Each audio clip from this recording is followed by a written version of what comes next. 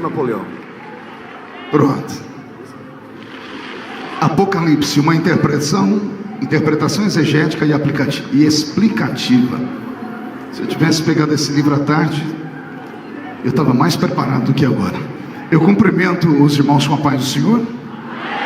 Cumprimento os irmãos com a paz do Senhor. Quem está feliz com Jesus nessa noite?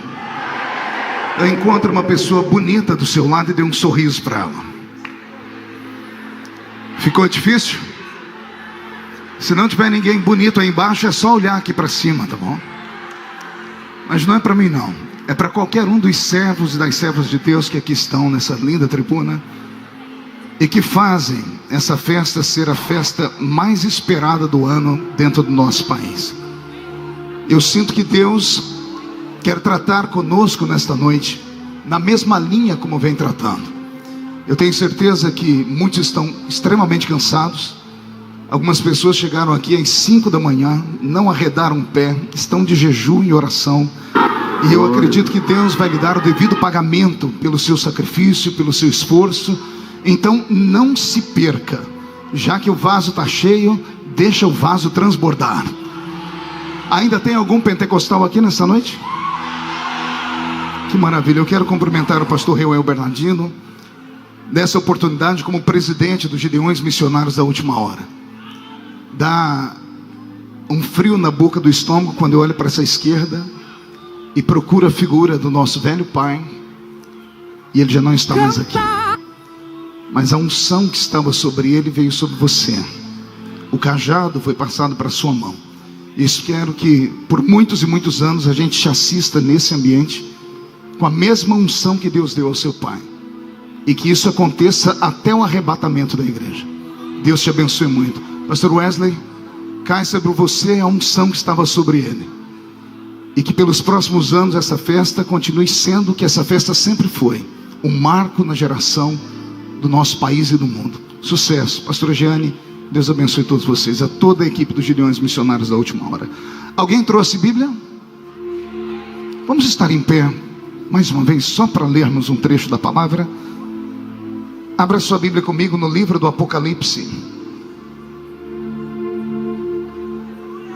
Apocalipse, capítulo de número 3. Eu quero cumprimentar todos os meus amigos que aqui estão. São inúmeros. Durante a mensagem vou tentar falar o nome de todos, mas tem alguns que a gente não pode deixar de falar. Pastor Gilvan Rodrigues. No ano de 1988, quando eu coloquei os pés aqui pela primeira vez, o senhor era um dos pregadores ao lado do pastor Napoleão Falcão, que acabou de pregar. E lá fora eu ficava na mesa do pastor Napoleão tentando vender as fitas dele. Tentando não, né? As pessoas tomavam da minha mão as fitas, né? Eu era vendedor de fita do pastor Napoleão, com muito orgulho ainda, né? E eu tenho muito orgulho de pregar logo após o senhor. O senhor nunca me deu um centavo, pastor Napoleão.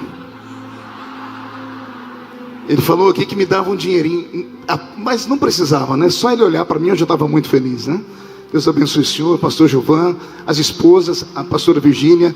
E eu sempre erro o nome da pastora Enaura. Eu já chamei ela de tudo quanto é nome, menos Enaura, né? Eu chamei de Enalva, de Nalva, mas é Enaura. Deus abençoe a senhora. Pastor Gilmar Santos. A minha geração tem um divisor de águas, né? Que vem depois desses grandes, aparece o senhor, e o senhor intermedia a nossa geração.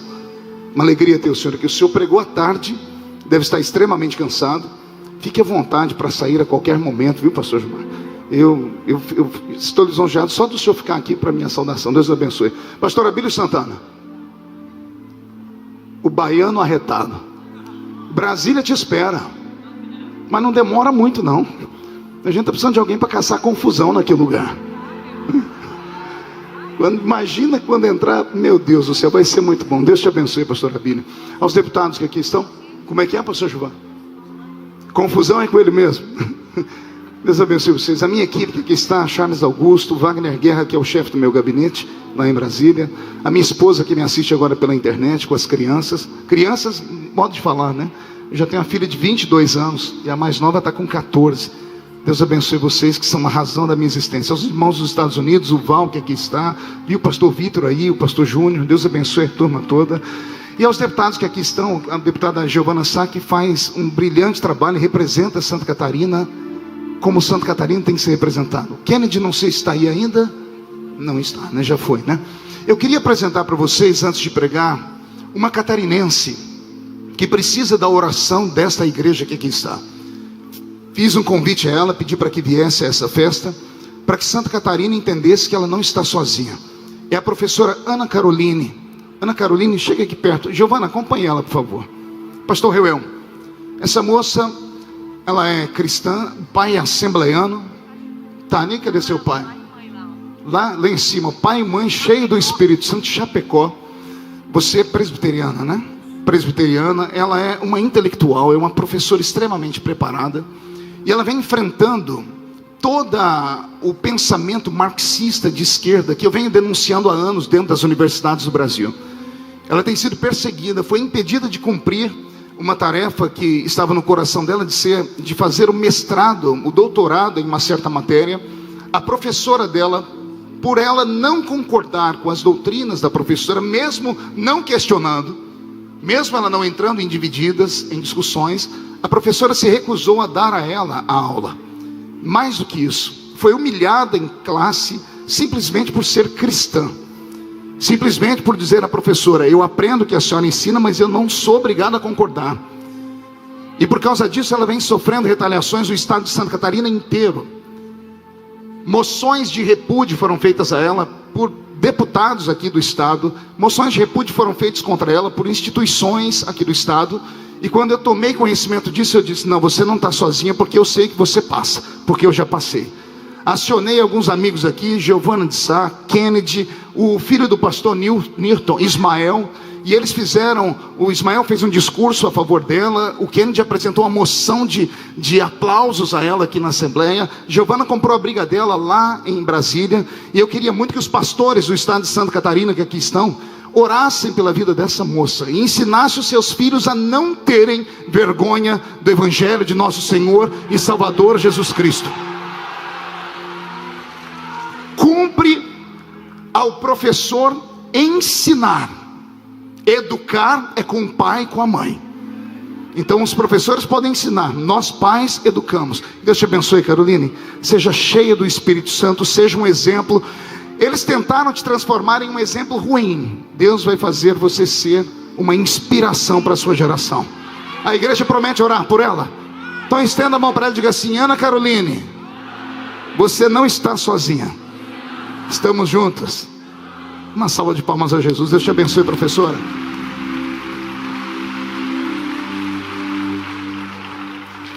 Livro do Apocalipse, capítulo de número 3, versículo de número 10. Está escrito assim: como guardastes a palavra da minha paciência, também eu te guardarei da hora da tentação que há de vir sobre todo o mundo, para tentar os que habitam na terra. Eis que venho sem demora. Guarda o que tens, para que ninguém tome a tua coroa. A quem vencer, eu farei coluna no templo do meu Deus, e dele nunca sairá. Escreverei sobre ele o nome do meu Deus, e o nome da cidade do meu Deus, a nova Jerusalém, que desce do céu do meu Deus, e também o meu novo nome. Quem tem ouvidos, ouça o que o Espírito diz às igrejas. Feche a Bíblia, coloque em algum ambiente, pegue na mão da pessoa que está do seu lado, aperte a mão dele ou dela com um carinho, até eles falarem aleluia. Pentecostal que não faz barulho está com defeito de fabricação, não é? Vamos orar mais uma vez? Senhor meu Deus e meu Pai, nós te exaltamos, nós te glorificamos, e nós entendemos que dentro de alguns minutos, e este lindo ambiente ficará pequeno para o tamanho da glória que o Senhor vai mandar do alto dos céus. Os que vieram tristes começarão a saltar de alegria. Os que vieram se arrastando não voltam para casa se arrastando. Hoje voltarão voando nas asas de um novo tempo. E antes que eu comece a ministrar a sua palavra, Senhor, cerque este lugar com a sua glória. E num raio de 5 quilômetros, onde houver um demônio alojado, Eu dou a esses demônios segundos para sumirem daqui, porque se não sumirem, serão queimados pelo poder da sua glória que aqui será derramada. Rasgue os céus sobre a pequena Camboriú nesta noite. Manda anjos de fogo descerem do céu, que estes anjos desçam trazendo brasas de fogo nas mãos. Comecem a esparramar estas brasas entre nós. E onde houver um crente cheio do Espírito Santo, pega ele nesta noite, Jesus, e mostra o caminho da verdadeira e poderosa adoração. Fala conosco, fica conosco, é o que eu te peço agora e sempre. E toda a igreja diz: os que podem, tomem o seu assento aplaudindo a Jesus, porque Ele é bom, porque Ele é maravilhoso. E os que não podem, permaneçam de pé comigo em oração. Graças a Deus. Querida igreja, noiva do Cordeiro, simpatizantes da nossa fé, amigos que vieram de perto, que vieram de longe, que tiveram paciência de permanecerem até este horário aqui conosco, e que amanhã de manhã não vão deixar a manhã missionária vazia. Vamos vir todos para cá, porque a manhã missionária é um dos momentos mais especiais dessa linda festa. Todos os cultos são cultos onde Deus dá para você, mas a manhã missionária é a manhã esperada, onde todos que organizam a festa esperam que aqueles que venham tenham a paixão e o carinho para deixarem aqui uma semente, para que esta linda obra não possa parar. Posso ouvir um amém por essa palavra? Eu prego nesse púlpito há 19 anos. Já me sinto quase que um vovô da reunião. Já tive muitas emoções ao pregar aqui e momentos que antecederam. Mas eu confesso a vocês que nessas últimas horas, desde o momento que acordei, eu sinto algo diferente. Eu sinto como que uma expectativa, não apenas da terra, mas do céu. É uma via de mão dupla. A igreja esperando que Deus faça, e Deus esperando que a igreja faça. E eu tenho certeza que ambas as expectativas serão nesta noite supridas. A igreja será cheia do Espírito Santo, e Deus será cheio de louvor e de adoração por esta igreja que aqui está. Pregar a palavra do Senhor não é difícil. Difícil é conquistar a atenção do povo, para colocar este povo então em atitude de adorar. O tempo passa, tudo muda, as pessoas mudam. A igreja também passa por mudanças. Estava vendo aqui o pastor Napoleão pregar, e me lembrando de tantos anos atrás, quando aqui nessa mesma tribuna eu via pregar. E algumas pessoas, se tentarem fazer comparações, vão acabar pecando. Porque vão dizer: será que naquela época era diferente de hoje? Será que o pastor mudou? Será que a graça que estava sobre ele mudou? E eu sou aqui fiel testemunha para dizer que não mudou. A unção permanece, a palavra permanece, a graça permanece. Só que há uma diferença sim, mas no público que hoje assiste essas pregações. Há 20, 30 anos atrás, os crentes que aqui estão me ouvindo pregar hoje, aqueles que sequer eram nascidos, eram crianças, e os que hoje já estão aí com os cabelos brancos, ficando como os meus, devem se lembrar que o velho crente só tinha 3 lugares para ir. Há 30 anos atrás, só tínhamos 3 ambientes para ir: trabalho, casa e igreja. Casa, igreja e trabalho. Não tínhamos em casa nenhum tipo de aparelho eletrônico, onde nós gastávamos tempo assistindo TVs, ou no smartphone, ou no computador, ou em uma tela digital. O nosso tempo era tomado em comunhão com Deus, em oração, leitura da palavra e meditação no culto que nós participamos. Há 30 anos atrás, os que eram um pouco melhores de situação ainda tinham um 4º lugar para ir, que era a escola. Porque nem todos nós tivemos a oportunidade de frequentar muitas escolas há 30 anos atrás. Então imagine que todo o tempo do crente era dividido nesses ambientes: escola, trabalho, igreja e casa. O tempo passou, 30 anos depois, a oração dos velhos pais funcionou, fez um efeito violento. Os crentes que mal tinham uma casa para morar, hoje moram no alto dos arranha-céus. Os crentes que vinham para o culto ouvir um musicista tocar o seu pandeiro ou a sua sanfona. Hoje entram num ambiente como esse, encontram um tecladista profissional como esse que está tocando para mim, ou um belo som musical ao som de Beethoven, de Bach ou de outros instrumentistas. Há 30 anos atrás, os nossos velhos pais mal sabiam ler ou escrever. A dependência deles era inteira, completa, no Deus de Israel. 30 anos depois, os nossos filhos têm Google, têm internet. Fale qualquer coisa errada nessa tribuna para você ver. Em menos de 10 minutos você está com o seu ministério afundado pela via da internet. Porque as pessoas hoje sabem muito, a informação é muito rápida, está tudo proliferando muito rápido. E é por isso que a reação não é mais a mesma, pastor Reuel. Porque os crentes de 30 anos atrás, quando vinham para cá, só sabiam dizer glória a Deus e aleluia. E oravam na madrugada, apanhavam nas ruas, literalmente. Então o único ambiente de graça onde eles tinham e podiam entrar gritando era na casa de oração, na velha igrejinha de madeira coberta de sapé. E ali com aqueles homens e mulheres que não tinham vaidades nenhuma, nenhum tipo delas. Não tinham ternos bonitos, sapatos bonitos, não tinham maquiagens, não tinham cabelos feitos, não tinham nada disso, porque a aparência pouco importava. Só havia um que importava, era o Eterno, que caminhava no meio da igreja e tomava a boca dos profetas. O temor era tão grande que ao entrarmos na velha igrejinha, respirávamos com dificuldade. Tínhamos medo de chegar no culto depois que o culto já estava começando. Queríamos chegar antes para pular os irmãozinhos que estavam ajoelhados e dobrar os nossos joelhos naqueles bancos duros. Não havia ar-condicionado, mas havia um temor e uma expectativa de que Deus trovejaria sobre nós naquela noite. Ao entrarmos no culto, nós tínhamos a emoção de saber que a qualquer momento seríamos impactados por algo que nunca vimos, que nunca ouvimos e que nunca havíamos sentido. O nosso povo está tão aparelhado pela ciência que quando alguém começa a falar qualquer coisa, eles já terminam a frase por causa do conhecimento. Começamos a cantar uma letra, as pessoas terminam ela e acabam fazendo outras músicas a partir desta letra. A ciência se multiplicou. E aí se cumpre o que a Bíblia diz.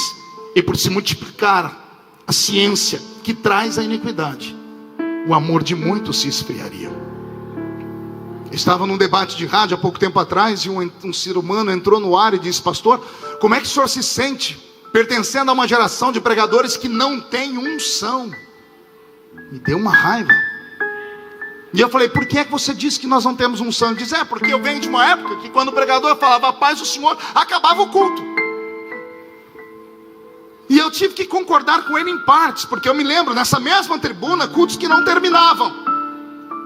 Pessoas que saíam lá de trás, por cima, flutuando no meio dos irmãos. 100, 200 pessoas arrebatadas no culto onde o próprio pastor Napoleão Falcão pregava. Veja só, 30 anos depois. E olha a nossa dificuldade de termos a sensibilidade de sentirmos Deus. E aí vem aqueles carnudos dizer assim: não, é que o pastor não tem mais unção. Não é isso. Estamos despreparados. Não temos sensibilidade para perceber que Deus não mudou. Quem mudou fomos nós. E aí eu peguei o microfone da rádio e disse assim: o senhor tem quase razão, não tem total, mas tem um pouquinho. Ele disse: por quê, pastor?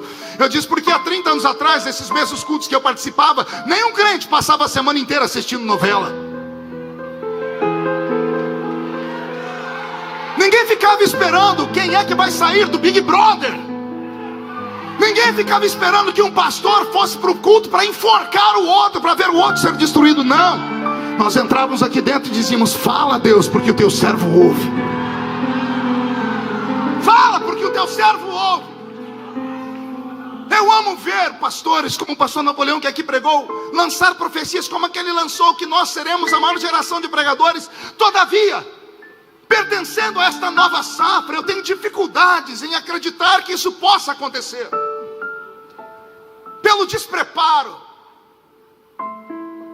pela razoabilidade, as pessoas estão navegando em águas rasas. A minha geração navegou em mares, em oceanos. A geração de hoje vai pelos córregos, pelas lagoas. Não conhecem Deus. Conhecem Deus de ouvir falar, não sabem do que Ele é capaz esta noite, não têm a percepção de se desligarem de todos. A preocupação é o que vão dizer os outros. A preocupação de alguns que estão aqui, não, eu queria ser tomado por Deus, como os pastores pregam, mas o que vão falar de mim? E se tirarem uma selfie? E se colocarem no Instagram? E se colocarem no Facebook? Como é que eu vou ficar? É por essas e outras que o Senhor também tem dificuldades de operar, porque Deus é um cavalheiro, Deus é um gentleman, Deus é educado. Deus não vai chegar e agarrar você pelo colarinho, não, não. Ele espera uma reação sua, Ele espera uma ação sua, Ele espera que você convide. Se você convidar, Ele vai chegar e entrar. Se você pedir, Ele vai descer sobre você. Só que aí também é um caminho sem volta. Se Deus encontrar um maluco aqui no nosso meio, se Ele encontrar um profeta no nosso meio, que não está nem aí para o que vão dizer, para o que vão pensar, sai de baixo, porque Deus plantará asas nas costas desse ser humano e vai usá-lo como nunca antes usou ninguém. Eu posso ouvir um glória a Deus por essa palavra? Posso fazer um pedido? Levante a mão direita para o céu, chacoalhe ela. Coloque a mão no ombro de quem está do seu lado. Agarre a pessoa com carinho, mas é para agarrar. Chacoalhe a pessoa até ela ficar irritada agora. Não, tira ela do lugar com força. Chacoalhe, chacoalhe. Diga: Deus te trouxe aqui para isso. Chacoalhe com mais força. Diga: foi para isso. Deus vai sacudir a sua fé. Deus vai sacudir a sua história.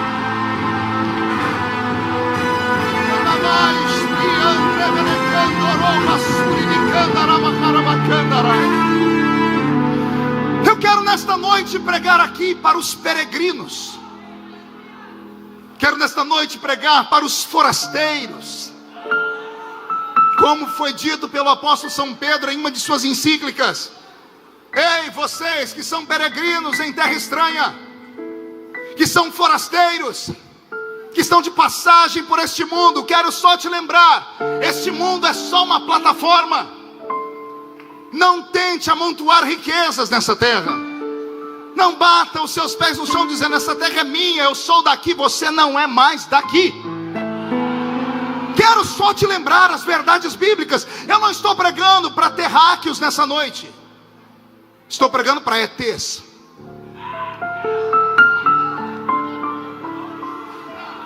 Pastor Adeildo, se estiver errado me corrija. Pastor Abílio, eu não estou pregando para mortais aqui nessa noite. Os mortais caminham por esta terra como zumbis, estão mortos. Foi para eles que o pastor Napoleão pregou hoje, para que o vento sopre e ressuscite eles. Aqui eu não estou pregando para defuntos. Não posso acreditar que uma palavra pesada possa encaixar em você, não. Os defuntos não têm coragem de ficar até uma hora dessa num ginásio como esse. Os defuntos não param pela internet agora para assistir o que estão fazendo aqui. Não. Os defuntos estão nas baladas, nas boates, nos bate-coxas. Aqui só estão crentes vivos. E esses crentes vivos estão aqui, mas não são daqui. Estão aqui, Charles, mas não são daqui. São ETs. Pastor, explica direito o que é um ET. É um extraterrestre. Pastor, o senhor quer dizer que o senhor acredita no ET de Varginha? É claro que não, Bocó. ET é aquilo que não é da terra. Você foi da terra uma vez, quando você nasceu, porque você nasceu natural. Você herdou características genéticas do seu pai e da sua mãe. Isso te fez um ser humano. Mas aí você foi se envolver com Jesus Cristo. Você foi entrar naquela igrejinha onde só tinha crentes com 2 dentes na boca, o zagueiro e o atacante. Foi entrar no meio daquele povo que era analfa de pai e beta de mãe, que estenderam a mão e profetizaram sobre a sua vida, e você ficou cheio do Espírito Santo. Aí Deus disse: agora você não é mais normal, agora você nasceu de novo. Você nasceu o quê? Então acotovela seu irmão, diga: eu nasci de novo. Diga: portanto, estou aqui, mas não sou daqui.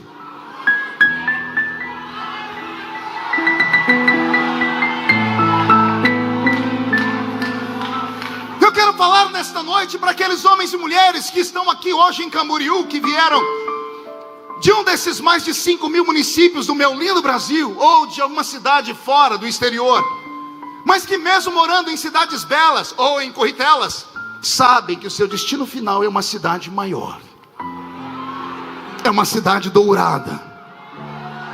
É uma cidade que já foi cantada em versos, em prosas e em hinos, e que quando cantavam, nos emocionavam, porque sabíamos que estávamos aqui, mas o nosso destino era outro lugar. Eu vim falar nessa noite para os homens e mulheres que hoje se arrastam por esta terra, arrastando essa sua carcaça corruptível. O corpo que outrora tinha forças e habilidades para saltar, pular e gritar, mas que agora às vezes mal consegue se levantar. Estava eu ajoelhado aqui orando, o pastor Abílio ficou em pé e me catou pela mão, para me ajudar a ficar de pé, pastor Napoleão, por causa da idade. Pastor, mas o senhor tem 44 anos. Não se mede um pregador pela idade biológica dele. Se mede um pastor, alguém que lida com emoções, com a sua idade emocional. Pastor Robert McAllister, fundador da Igreja de Vida Nova no Rio de Janeiro, um homem que tinha uma unção tão terrível, que num culto chamou 2 diáconos dele e disse: Deus mandou escolher vocês 2 para o santo ministério.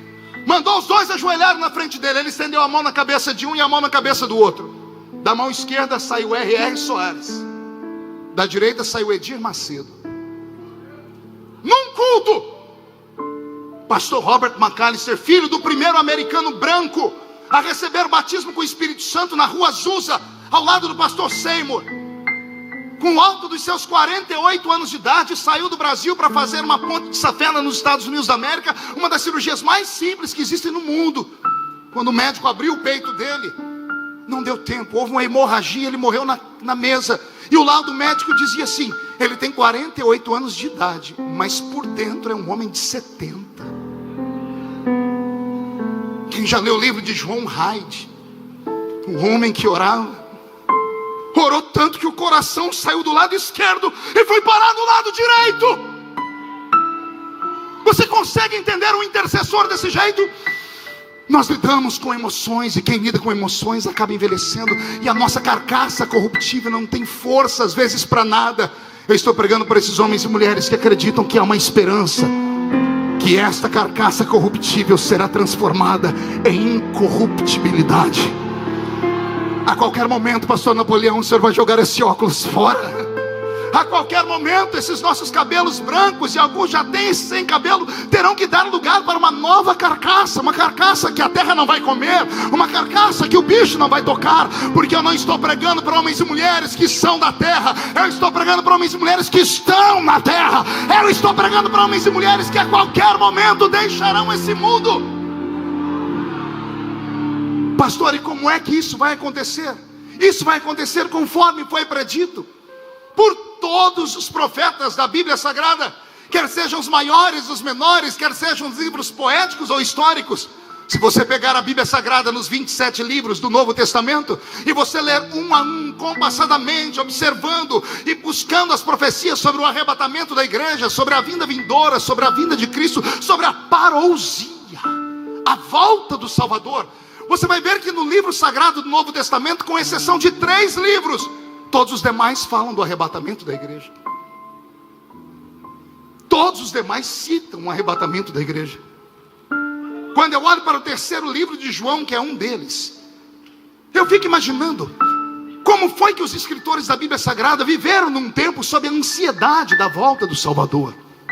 O cristianismo é a única religião desse mundo que começa aqui, mas não termina aqui. Ele reflete para a eternidade. E é essa esperança que tem sido arrancada de nós. É esta esperança que tem sido tirada de nós, tirada da minha geração. Como eu disse agora há pouco, uma geração rasa. Uma geração rasa porque o alimento é fraco, porque não tem tempo, porque não tem disposição, porque não tem mais crença. Basta ver o nível de tudo aquilo que nós ouvimos nesses últimos dias por aqui.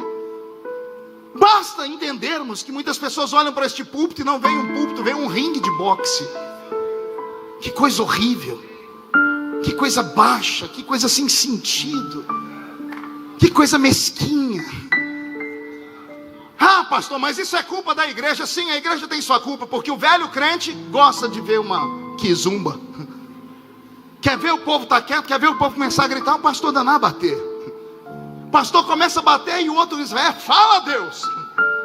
E o fala Deus não é porque ele quer ouvir Deus falar, é porque ele conhece alguém que ele queria falar, mas não tem coragem, e manda em direta: fala Deus. Com todo respeito, nessa noite eu acho que eu estou pregando para homens e mulheres que já sofreram demais.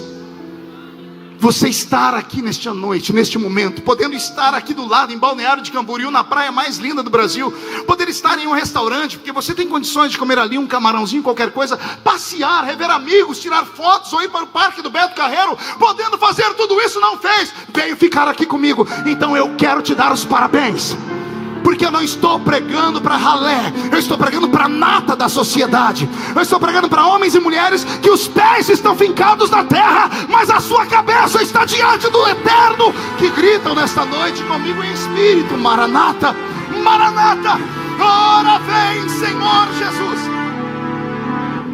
Eu quero falar para estes forasteiros, quero falar para esses homens e mulheres que já têm um lugar marcado no céu, que não desanimem da sua história.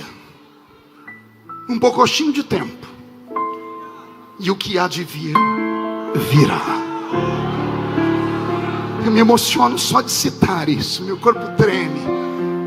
Eu creio que alguns dos que estão me ouvindo nesta noite não provarão a morte.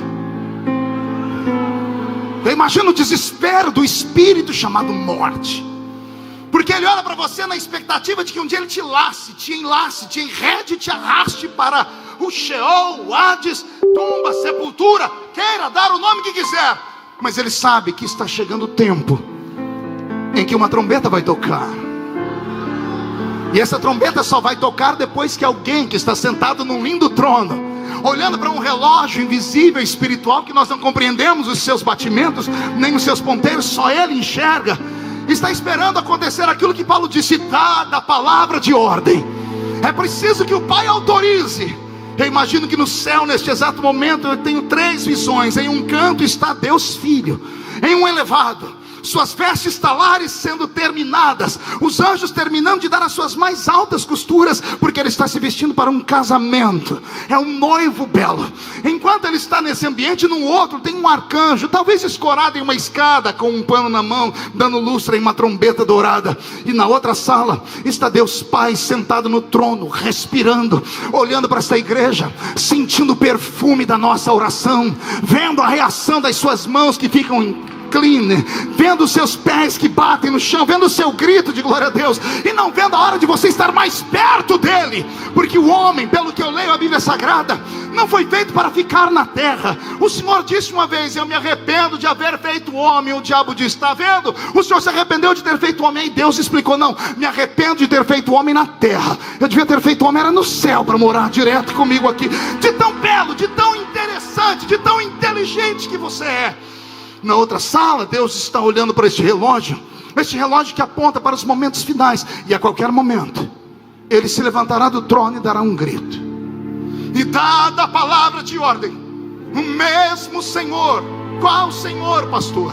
O Senhor que subiu ao céu em Atos capítulo 1, que foi assunto ao céu, que saiu da sepultura depois de 3 dias morto, que agarrou o diabo pelo colarinho e a morte pelo outro, e tomou deles a chave, que caminhou por essa terra por 40 dias, caminhou, flutuou, atravessou parede, comeu peixe, falou com eles, esteve em reuniões e marcou com eles um ponto de encontro. Aquele mesmo Senhor que, quando foi assunto ao céu, foi escoltado por 2 anjos que viram ele sair da terra, olharam por cima dos ombros, viram o povo lá embaixo e olharam para si mesmo e disseram: vamos descer, porque senão eles vão ficar assim até morrer. Descem os anjos, tocam nos homens e mulheres que ali estão e dizem: varões galileus, por que estáis olhando para cima? Esse mesmo Jesus que dentre vós foi assunto ao céu, do jeito que ele foi, qualquer dia desses, qualquer dia desses, ele vai voltar. Dada a palavra de ordem, o mesmo Senhor descerá do céu com um alarido. E aí só o pastor Napoleão para explicar este alarido: um grito de um arcanjo, avisando Israel: passou o seu tempo, Israel, perdeu a oportunidade. Agora não é para Israel, é para o novo Israel, que está aqui, com seus ouvidos afinados, na atração do Espírito Santo. Dado esse grande grito, esse alarido, então sim, alguém tocará uma trombeta. Ah, como eu queria ter uma trombeta tocando agora. Toca-se uma grande trombeta. A trombeta, ao ser tocada, invadirá não os vivos. Que é isso? É trombeta?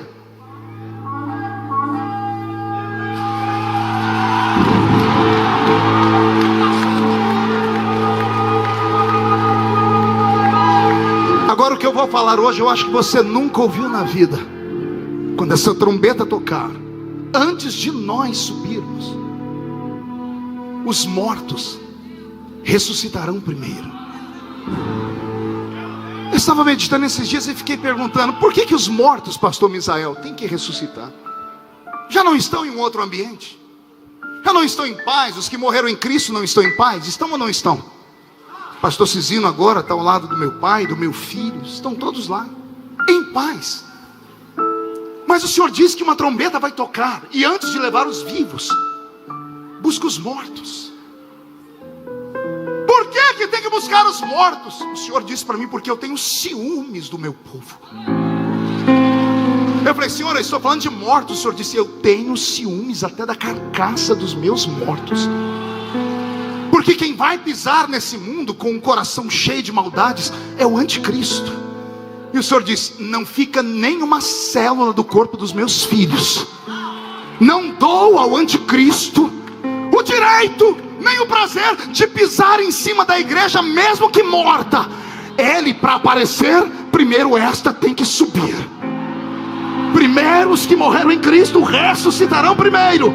E aí sim nós, os que estivermos vivos, seremos transformados e arrebatados seremos, e estaremos para sempre com o Senhor Jesus nos ares. E se a trombeta tocar agora há pouco aqui nesse ginásio, e daqui só 2 crentes subirem, o primeiro sou eu, quem é o segundo e vem atrás? Então reage!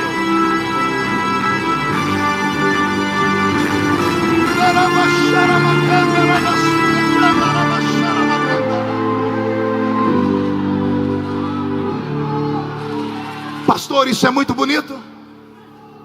A emoção da palavra por si só toca. Mas a minha geração está como a geração dos discípulos que caminharam ao lado de Jesus, com uma indagação, com uma pergunta. Pergunte qual? Só falo se todo mundo perguntar. Senhor, quais são os sinais?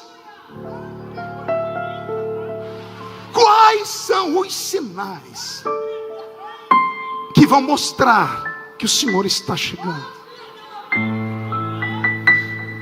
A Bíblia Sagrada inteira, do Velho Testamento até o livro de Mateus, contém, se não me falha a memória, 153 profecias diretas sobre a vinda do Salvador. Dessas 153 profecias, todas se cumpriram. Algumas superlativamente, como diz o pastor Napoleão, com redundância, em várias vezes, como por exemplo, fomes, pestes, guerras, terremotos, doenças. Todas as vezes que surge uma doença incurável, os seres humanos se amedrontam e dizem assim: é sinal da vinda dele. Mas daqui a pouco esta é vencida pela ciência e aparece uma nova. Quais são os sinais da sua vinda? Entre tantos, eu escolhi nessa noite pelo menos 4 para meditar com vocês rapidamente, porque eu sei do seu cansaço. O primeiro sinal foi dito pela boca do apóstolo São Paulo ao seu muito querido filho Timóteo. Na sua segunda carta, Timóteo recebeu a seguinte palavra de Paulo: conjura e te pões diante de Deus e do Senhor Jesus Cristo, que há de julgar os vivos e os mortos na sua vinda e no seu reino, que pregues a palavra a tempo e a fora de tempo, redarguas, repreendas, exortes com toda longanimidade e doutrina, porque virá tempo em que não suportarão a sã doutrina, mas terão comichão nos seus ouvidos, e amontoarão para si doutores conforme as suas próprias concupiscências, e se desviarão de ouvir a verdade, voltando-se às fábulas. Existe um sinal mais latente nos nossos dias? Existe um sinal mais vigoroso e violento do que esse, pastor Abílio? Existe algo que toque mais o coração da igreja, que hoje ao vir para o culto, vem para ouvir mensagens de autoajuda? Nas grandes capitais, os crentes antes de irem para o culto entram na internet para ver qual é o cardápio do dia do restaurante espiritual da rua da casa dele. E vende-se a igreja que tem um marketing melhor, a melhor propaganda. Vem aqui que aqui está pregando fulano de tal, na outra está pregando fulano de tal, na outra está pregando fulano de tal. A igreja pode escolher, e ao escolher, escolhe aquele bibelozinho particular. Escolhe aquele que massageia o seu ego. E deixe-me te dar um recado aqui. Se você quer ouvir mensagem de autoajuda, você não vem à igreja. Pelo menos não à igreja pentecostal. Vá a uma igreja onde tem lá um filósofo, um doutor, um psicanalista. Vá a uma igreja onde as pessoas vão lá e vão te ensinar como ser um grande empregado. Te ensinar coisas, por exemplo, você não deve deixar de pagar as contas. Se eu precisar ir em uma igreja para saber de questões morais, eu não preciso entrar dentro dela. Existe dentro do ser humano uma lei moral natural. Existe dentro de nós algo dado pelo próprio Deus, que faz o ser humano saber o que é certo e o que é errado. Eu não venho à igreja para ouvir isso. Se você quer ouvir mensagens de autoajuda, não vá à igreja. Vá em uma banca de revista e compre o último livro do Dr. Lair Ribeiro, 47 razões porque mesmo vesgo eu pareço com o Leonardo DiCaprio. Igreja não é lugar de autoajuda, é lugar de ajuda do alto. É lugar que algo sobrenatural de vez em quando desencadeia. Quando um começa a dar um grito daqui, o outro dá um grito de lá. Há uma concordância, o céu se rasga, não há demônio que suporte, e Deus derrama sobre nós a sua presença e a sua glória. Ficar o culto inteiro, como esse irmão do seu lado está, não vale a pena. Passar o culto inteiro numa reunião como essa, com esse olho seco, parecendo olho de sapo que morreu no dia de enchente. Segura aí, o culto inteiro com essa boca travada, essa boca de aço, essa língua de ferro, esse queixo de concreto parecendo uma estátua de museu. Isso não é para nós, isso é para essa geração que quer ouvir palavras segundo a sua própria concupiscência. Nós fomos criados no tutano de Jeová. Fomos criados com palavra que mexe com a nossa estrutura e com a nossa alma.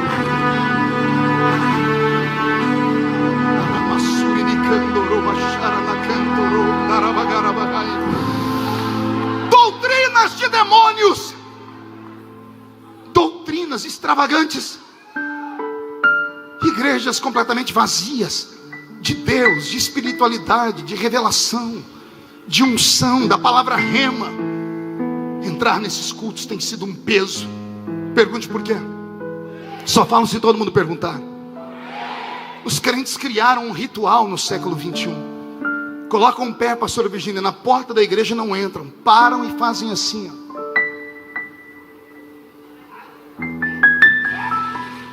Dependendo de como está ou quem está, a pessoa já entra, ou sorrindo, ou entra assim, ó. Pergunte por quê? Porque a pessoa sabe quem vai pregar. Mas tem coisa pior. Pergunte o quê? A pessoa sabe o que a pessoa vai pregar. Chega no culto e sabe quem vai cantar. E pior, sabe o que a pessoa vai cantar. Mas tem uma coisa pior do que tudo isso. Quer perguntar o porquê? Vai arriscar? A pessoa entra no culto e sabe como o culto vai terminar. E aí quando alguém vai reclamar, diz assim: não, o culto tem que ter intelecto, homilia, tem que ser um culto racional. Me dá uma angústia quando eu vejo pastores usarem esse tipo de argumento, que é tão raso, pastor Val, tão frívolo, para tentar dar uma desculpa porque falta-lhes graça, que lhes falta unção, que lhes falta contato, pastor Abílio.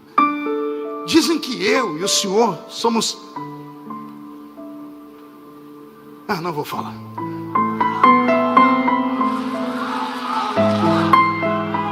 Animadores de plateia. Dizem que temos somos artistas de púlpito. Eu pergunto a esses seres humanos: que culpa temos nós de Deus ter olhado e falado: é você. Vocês nunca me ouviram contar minha história aqui? Teve uma vez que eu vim aqui a convite do pastor Napoleão, e ele falou: fica ali naquele canto, vou te mostrar para o Brasil. E ele começou a pregar, pastor Abílio. E ele falou assim para mim: quando eu fizer assim, você vem, te dou o microfone na mão, você ora, e seja o que Deus quiser. Eu até tentei, eu nem respirei aquele dia. Quando ele me chamou, saiu um abençoado correndo na minha frente.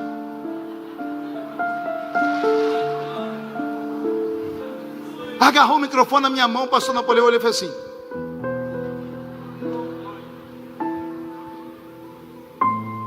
que culpa tem alguns seres humanos que Deus abre o céu e diz assim: eu escolhi você. Eu estou aqui para questionar se alguém conhece a fórmula de se levantar homens e mulheres de Deus. Você acha que existe uma fórmula matemática para Deus dizer assim: eu vou levantar aquele por causa disso, porque ele não tem isso e não tem aquilo? Não existe isso. A mente de Deus não é como a nossa. Deus enxerga coisas que ninguém enxerga. Por exemplo, Deus enxerga o futuro. Se você viu que Deus apostou em alguém, não fique murmurando, dê glória a Deus, é porque Deus viu alguma coisa no futuro dele. Aliás, eu acredito que Deus pode te levantar também. E quando chegar a sua vez, vai com o peito aberto. Não olhe para a esquerda, não olhe para a direita. Ignore esses coveiros de igreja. Ignore essas pessoas que nunca ouviram o céu aberto. Deixa Deus te usar no tempo e na oportunidade que Ele tem sobre a sua vida.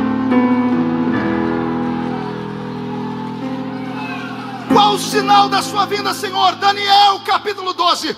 E tu, Daniel, encerra estas palavras e sela este livro até o fim dos tempos.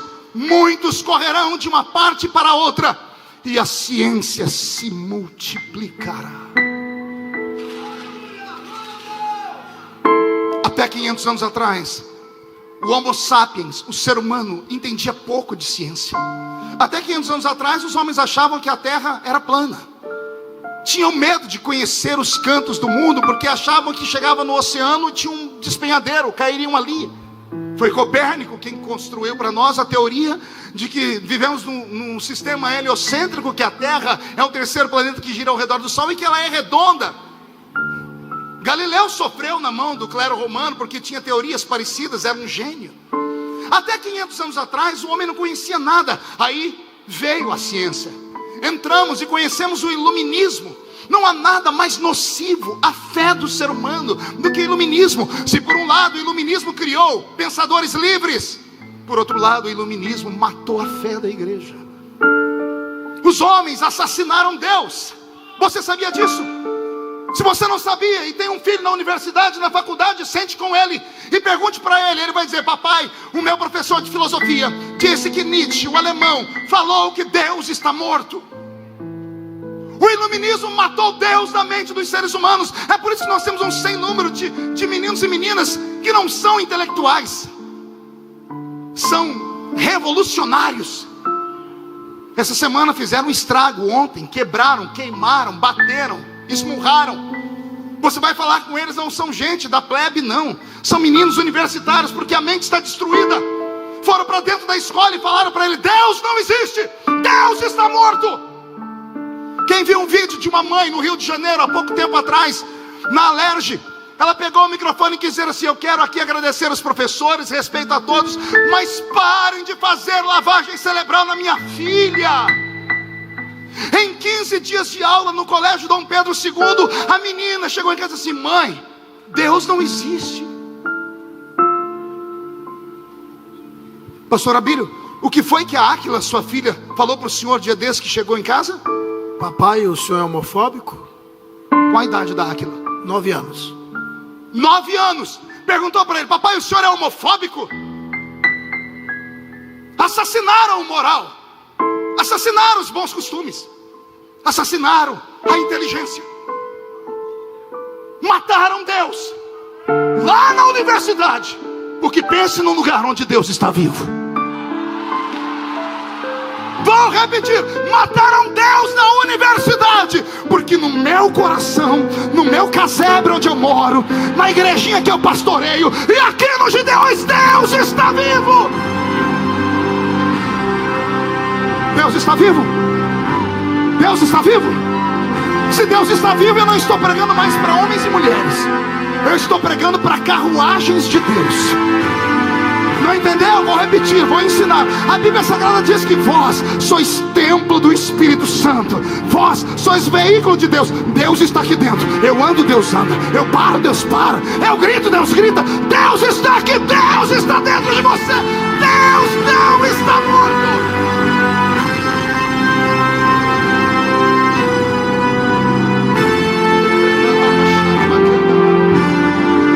Terceiro sinal da vinda do Senhor, Marcos capítulo 13. Mas olhai por vós mesmos, porque vos entregarão aos concílios e às sinagogas, sereis açoitados, sereis apresentados perante presidentes e reis, por amor de mim, para lhes servir de testemunho. Mas importa que o evangelho seja primeiro pregado entre todas as nações. Quando, pois, vos conduzirem e vos entregarem, não estejais solícitos de antemão pelo que haveis de dizer, nem premediteis, mas o que for dado naquela hora, isso falai, porque não sois vós os que falais, mas o Espírito Santo. O irmão entregará à morte o irmão, o pai ao filho. Levantar-se-ão os filhos contra os pais e os farão morrer, e sereis odiados por todos por amor do meu nome, mas quem perseverar até o fim, este será salvo. Não existe um sentimento que cause mais repúdio do que o sentimento de você ser odiado por alguém que nem lhe conhece. Eu sei isso em potencial. Estava vindo para cá, pastor Reuel, quinta-feira. O senhor assistiu o vídeo? Dentro do avião eu estava dormindo. Eu acordei com um cidadão gritando. E ele dizia assim: pastor Feliciano, as bichas estão no céu. Palavra dele, não é minha. Dá o vídeo para todo mundo ver. 300 pessoas dentro do avião. E mais uma vez eu fiquei envergonhado. Pergunte por quê. Devia ter uns 100 crentes dentro do avião. 3 ímpios aplaudiram e disseram: é isso aí. 100 crentes murcharam no meio do banco. Aí quando eu desci, vieram: pastor, estamos orando pelo senhor, viu? Pastor, ser crente não é fácil. Eu olhei e falei: que vontade de pegar o pescoço e torcer. Usam a oração como escudo para a sua covardia. Usam a covardia com o nome de oração. Não, eu estou orando pelo Senhor. Não é isso que eu quero apenas. Eu quero alguém para dizer assim: ei, eu não me envergonho do Evangelho de Cristo. Eu não vivo numa ditadura, eu vivo em uma democracia. Em uma democracia você pode não concordar com o que eu falo, mas você tem que respeitar o que eu falo. Não, pastor, mas o ser humano no avião, ele usou a Constituição e diz: eu tenho liberdade de expressão. E onde fica o assédio moral, que é crime? Vivemos um país de leis loucas, absurdas, ninguém compreende mais nada. E agora eu tenho que aqui ratificar o que o pastor Napoleão disse: a culpa do Brasil estar em uma pirambeira, num caminhão carregado, sem motorista, desgovernado, é da igreja. Quer perguntar o porquê? Nós não somos o maior país cristão abaixo da linha do Equador? Não temos 40 milhões de evangélicos? Desses, 22 milhões falam em línguas estranhas. A maior nação evangélica do mundo pentecostal é a nossa, maior que os Estados Unidos da América.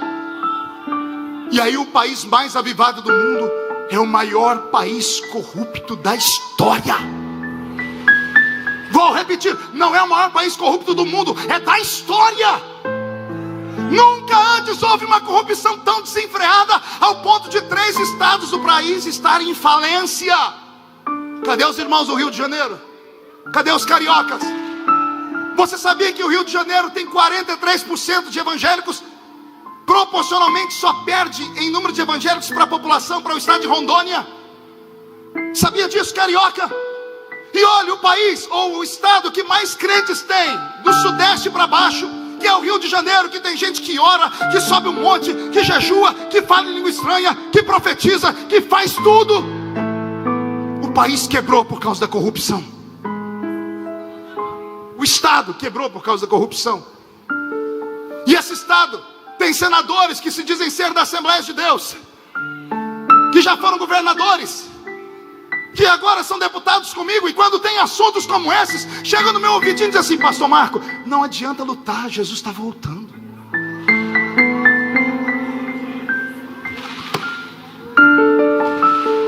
Um estado que já teve um governador crente,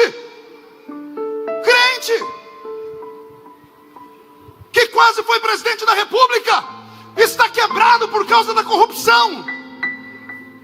A igreja fracassou, a igreja falhou.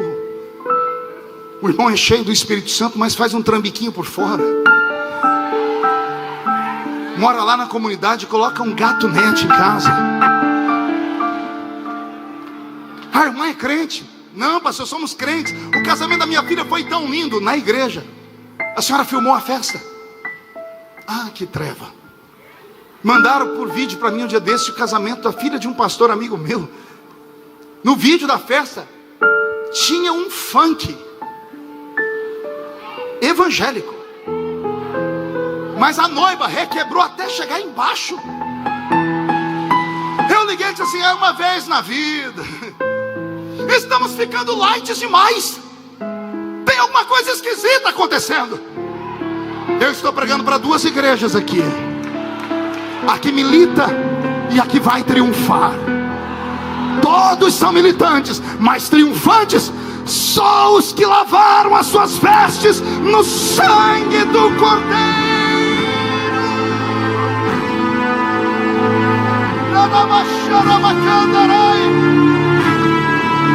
Pastor, eu não quero confusão, então largue a mão de ser crente. Pastor, eu não quero caçar confusão com o diabo, eu quero levar uma vida light. Então seja esse crente frívolo que você é. Seja esse crente Maria vai com as outras. Seja esse crente domingueiro que você é.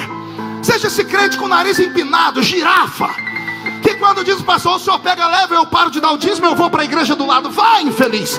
E se aquela igreja não for do seu jeito, caminha mais 100 metros que tem outra. E se a outra não der jeito, abre uma para você, porque no Brasil é mais fácil abrir igreja do que abrir boteco. Mas não vai subir para o céu conosco. Pastor Marco, nós estamos no século 21, o senhor veio falar de doutrina aqui nos Gideões. E falar de coisa mais séria que doutrina. Vergonha na cara. Não, vou falar de novo. Vergonha na cara. Jesus não vem buscar essa igreja frívola, essa igreja vazia, essa igreja que tem vergonha do seu nome, essa igreja que, pela cultura da filosofia do mundo moderno, disse assim: não, é tudo muito relativo, pastor. O relativismo é uma doutrina de Satanás. Só pode ser, porque as pessoas relativizam tudo. Não é bem assim, se comparar com isso é outra história. Não é nada disso. Vou usar aqui uma linguagem que eu não aconselho ninguém a usar. Com Cristo é papo reto. Tem que ser uma palavra só. Ou é ou não é. Ou você é frio ou você é quente. Se for para ser morno, vai ser vomitado da boca para fora. Tenho tristeza por você que sentou perto dessa pedra de gelo humana que aí está. A pessoa só não saiu porque não tem como sair, ficou com vergonha do que eu falei. Se ficar mais 5 minutos perto, você pega um resfriado. Todavia, eu também sinto muito por você ter sentado perto desse canela de fogo. Porque se o gelo pega, o fogo pega mais rápido ainda. Eu aprendi isso.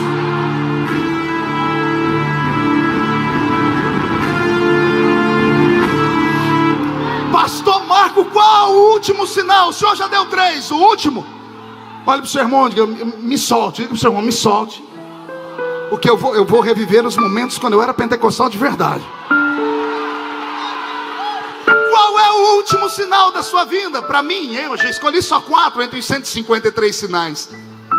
Está escrito em Atos capítulo 2, versículo 17. E nos últimos dias acontecerá, diz Deus, que derramarei do meu espírito sobre toda a carne. Vossos filhos e vossas filhas profetizarão. Vossos jovens terão visões, e os vossos velhos sonharão sonhos.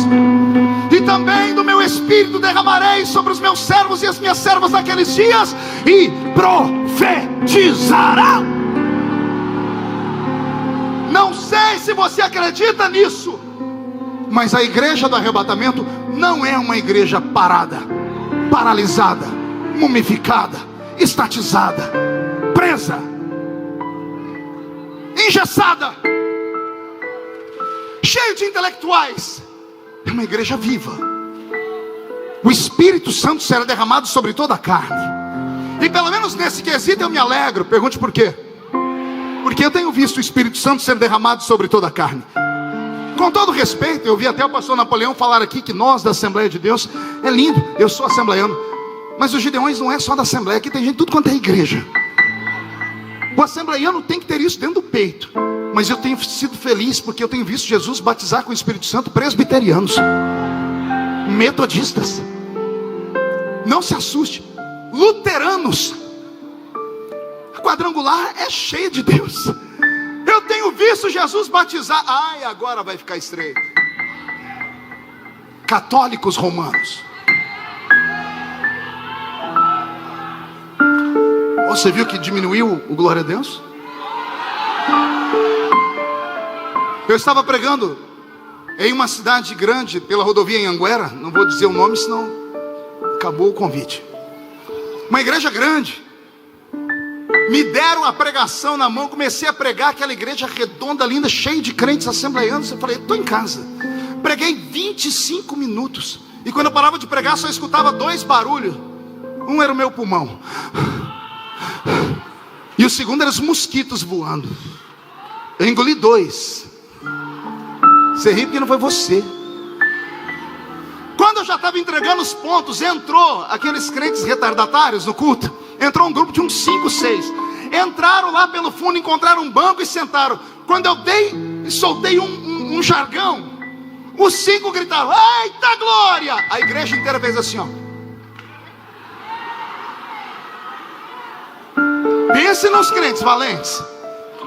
Se em outros lugares os outros abaixavam a cabeça e ficavam quietos. Pastor Reuel, daqui a pouco eu falei, deixa eu ver se eles estão vivos ainda. Soltei outro jargão e eles, oh glória! E esse negócio de glória a Deus pega. Faz um teste, começa a dar glória a Deus de brincadeira para você ver o que vira. Pega, porque não é da terra, Marquinho, é do céu. Só tem um Deus do céu e Ele não tem tempo para brincar. Mandou a glória para cima, Ele manda a glória para baixo. Manda a glória para baixo, Ele manda. Daqui a pouco esses 5 começaram a dar grito, ficaram em pé, entraram naquele mistério. Teve um que parecia que tinha recebido o espírito do Bruce Lee, que ele deu um pulo e fez assim, eita!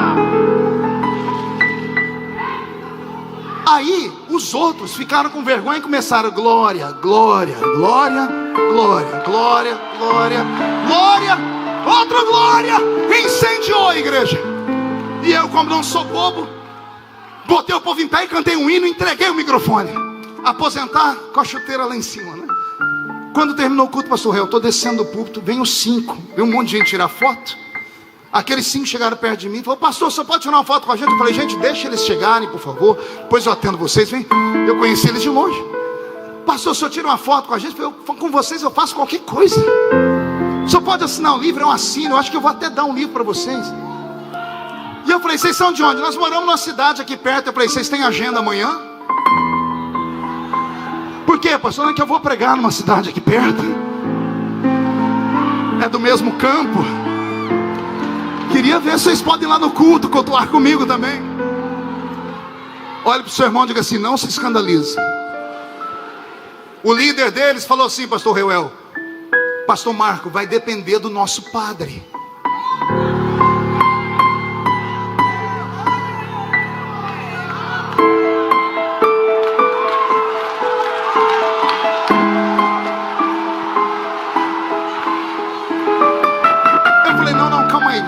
Eu não ouvi direito. Vai depender de quem? Do nosso padre, o pároco da capela Santa Maria. Os crentes que estavam perto, teve uns que quase fizeram o sinal da cruz.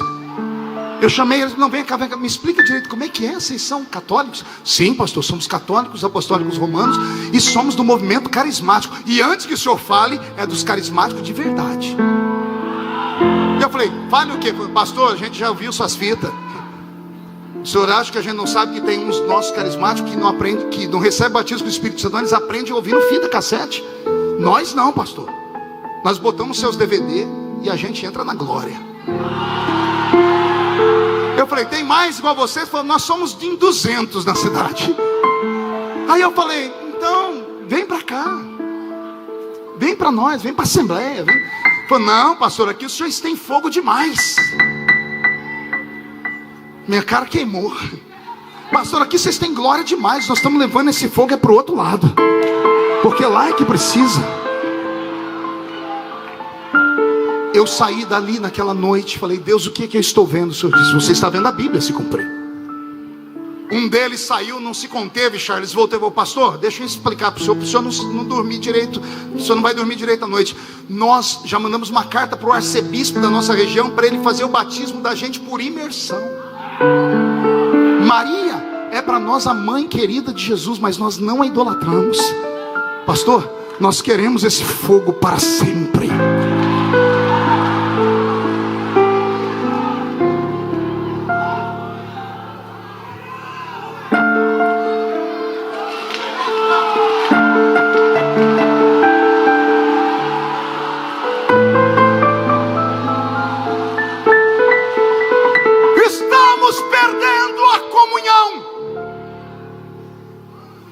O culto inteiro sentados com esses corpos pesados nas cadeiras da igreja, de braços cruzados, mascando essa desgraça desse chiclete.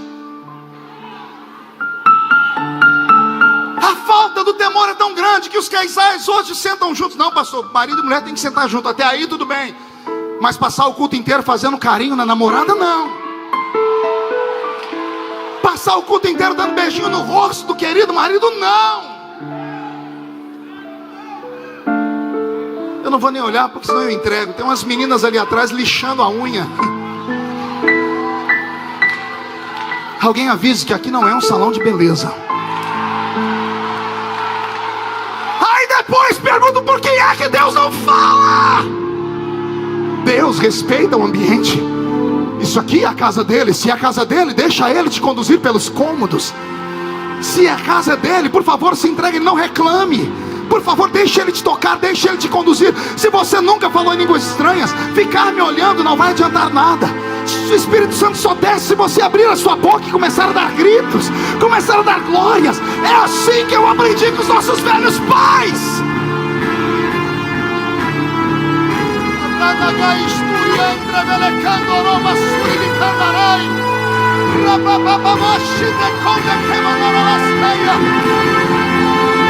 Vou contar uma coisa que eu nunca contei. Eu estava na cidade de Franca, interior de São Paulo. Tem gente de Franca aqui? Eu vi caravanas de Franca serem homenageadas aí. Eu estava na cidade de Franca, eu era garoto. Não tão garoto.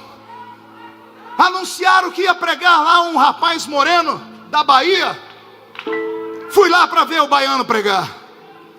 E o baiano pregou. Ele sentou num jumento e não desceu dele mais. E eu nunca vi uma coisa tão bonita na vida. E aí ele chamou as pessoas para frente que queriam receber o batismo com o Espírito Santo. Alguém tem um molho de chave aqui? Chave, eu preciso de chaves. Chaves, alguém tem chaves? Chave, joga aqui. Esse baiano falou, Jesus vai batizar com o Espírito Santo. E eu fiquei assim, como que ele vai fazer? Vem para frente. Ele pegou uma chave. Falou, você quer receber? Um gritou, eu quero. Falou, então segura. Do jeito que ele catou a chave, ele caiu para trás falando em língua estranha. Era o senhor, pastor Abílio. Eu vi isso. Eu fui em Ribeirão Preto, pastor Napoleão, e vi o senhor fazer a mesma coisa. O meu líder de mocidade foi batizado com o Espírito Santo, um molho de chave. Não é que o molho de chave estava ungido, não era nada disso. Era a palavra do profeta. Nós acreditávamos.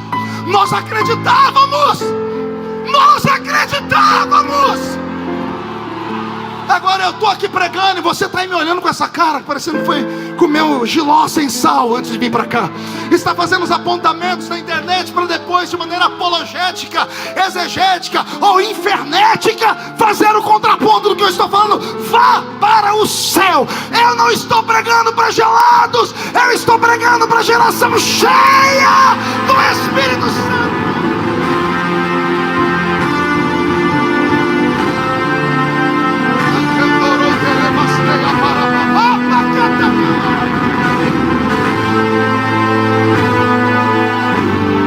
Como é que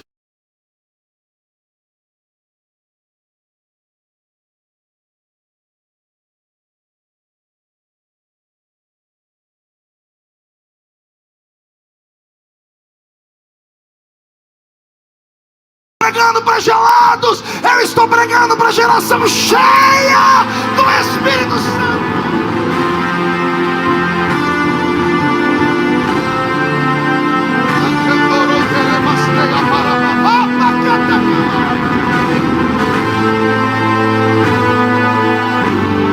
Como é que o Espírito Santo?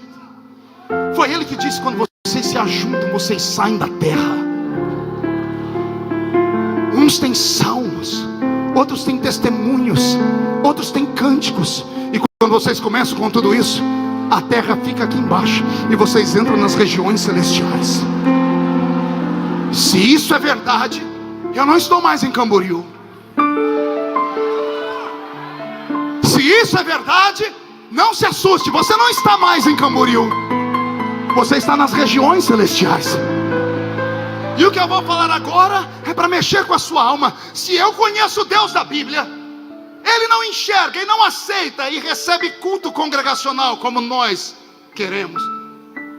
A mente de Deus é tão magnífica que para Deus, neste exato momento, Ele está em um ambiente, nesse ambiente só tem 2 poltronas.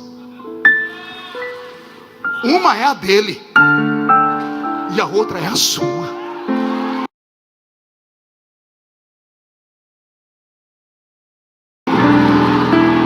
Se o que Paulo falou é verdade, Reuel, neste momento Deus está num lugar sentado no trono, e você que está em pé sem assento está de pé na frente dele. E Deus não vê mais ninguém. Ele não está vendo da esquerda, da direita, da frente, de trás, não. A mente de Deus, a sapiência divina, o Deus que tem como seu atributo a onipresença e a onipotência, Ele consegue assistir o culto particular. Ô pastor, se é verdade, por que eu estou aqui quase dormindo? Deus não está recebendo meu culto? Que culto? Que culto? Com esse braço cruzado, mascando esse chiclete, não para de mandar mensagem pelo WhatsApp, não para de falar no Facebook. Que culto você está prestando só se for para Baal? Baal! Porque se for para o meu Deus, Ele está recebendo. Deus está recebendo. Tem culto que Ele está recebendo. Olha ali, olha Ele recebendo aí.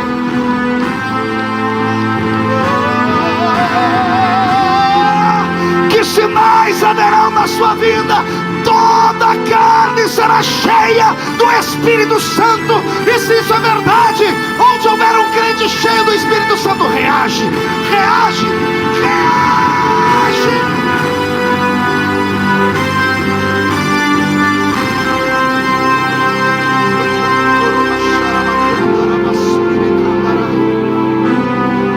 Ele não vem buscar uma igreja morta. Ele vem buscar uma igreja para a qual Ele fez uma promessa. Pergunte qual promessa. Pergunte qual promessa. Como guardastes a palavra da minha paciência, eu te guardarei da hora da tentação que há de vir sobre o mundo. Existem vários pensamentos de igrejas e de doutrinas. Existem crentes de todos os credos. Alguns acreditam que a igreja enfrentará a grande tribulação.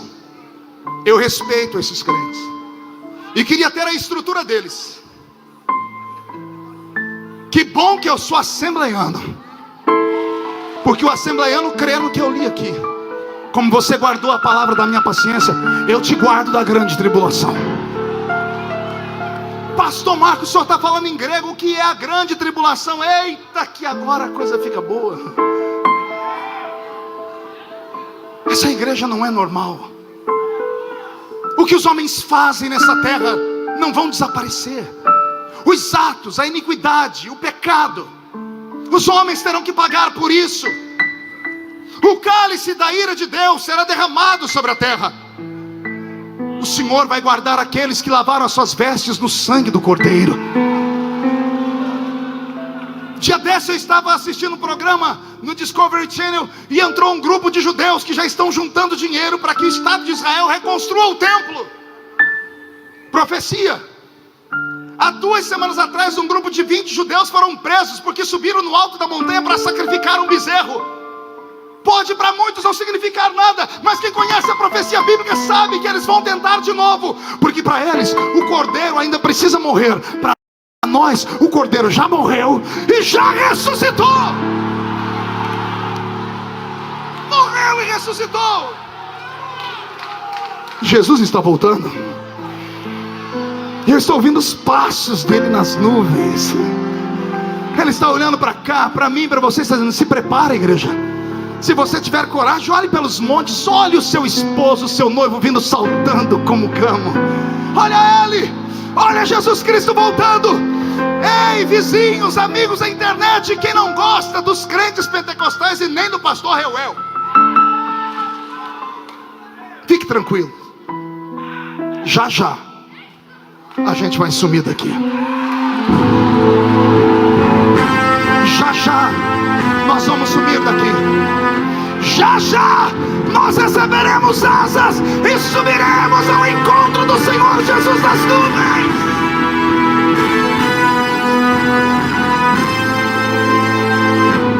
E quando subirmos aos céus,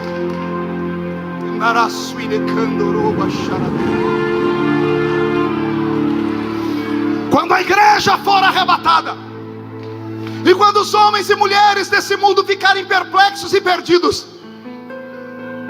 aqueles que estiverem do seu lado vão sentir que você desapareceu. E agora eu quero falar com os meus amigos e irmãos, ou que estão levando uma vida lá vão ter, ou que se perderam na fé. Esta mensagem é para você que já não acredita mais que Jesus vai voltar. Se você estiver perto de um crente, não se assuste.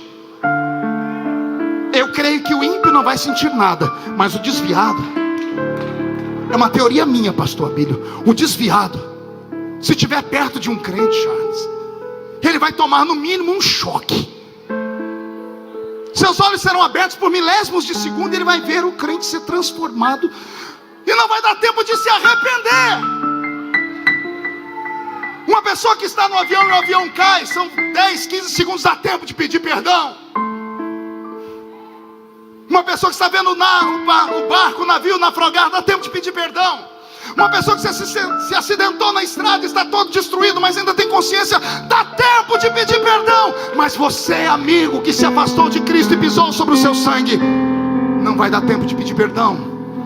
Porque quando nós desaparecermos da terra, não sairemos sozinhos. O Espírito Santo nos conduzirá. Como assim, pastor? Esse que está te tocando agora.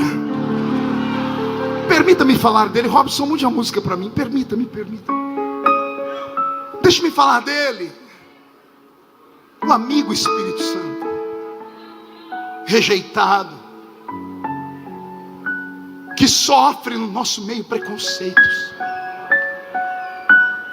indiferença. Sempre que lembramos do Espírito Santo, lembramos ou porque alguém deu um grito, fogo, azeite, água, óleo. Mas ele é muito mais que tudo isso. Ele é Deus. Não, você não entendeu. Ele é Deus. Não entendeu ainda? Eu estou dizendo que o Espírito Santo é Deus. E ele está aqui, fazendo uma vistoria no meio desses homens e mulheres, aqui em cima do púlpito também. Está olhando para você, esperando uma reação sua, porque ele é um gentleman. Ele é um cavaleiro educado. Se eu fosse ele, eu te agarrava, te dava uns tapas. Mas como ele é um cavaleiro, ele está do seu lado esperando que você perceba que ele está aí. Ele está do seu lado esperando que você diga: me peça alguma coisa. esperando que você diga a Ele: eu posso te pedir alguma coisa, esperando que você toque nele, ou que deixe Ele te tocar. O Espírito Santo está aqui nesta noite sim, e Ele pode te dar dons, pode te dar ministério, pode te dar tudo, mas Ele só pode te dar se você perceber que Ele está aqui. É Ele quem arrebatará a igreja. Quem já leu a história de Abraão no Velho Testamento vai ver que Abraão pegou o seu filho Isaque e disse: vou mandar buscar uma noiva para você. Pegou o seu servo mais querido Eliezer e disse: Eliezer, pega aqui alguns camelos e vai em busca de uma noiva para o meu filho. Eliezer fez um teste com Deus, dizendo: eu quero encontrar uma moça submissa, uma moça que seja fiel, que seja honesta, que seja subserviente. E ele encontrou no meio do caminho a tal da Rebeca.